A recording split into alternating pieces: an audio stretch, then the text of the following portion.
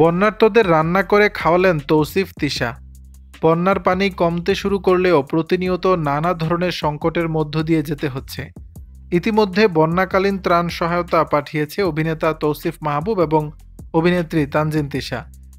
এবার সেখানে গিয়ে ১৫০০ বন্যার্ত মানুষকে রান্না করে খাওয়ালেন দুজন।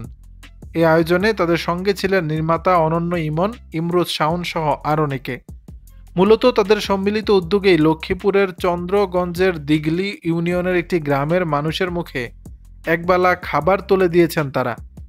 এই শুভ উদ্যোগ প্রসঙ্গে তিশা বলেন, আগে থেকেই তাদের রান্না করে খাওয়ানোর পরিকল্পনা ছিল, কিন্তু তখন পানি বেশি থাকায় সম্ভব হয়নি, যে কারণে পানি কমতে শুরু করার পর এসেছি।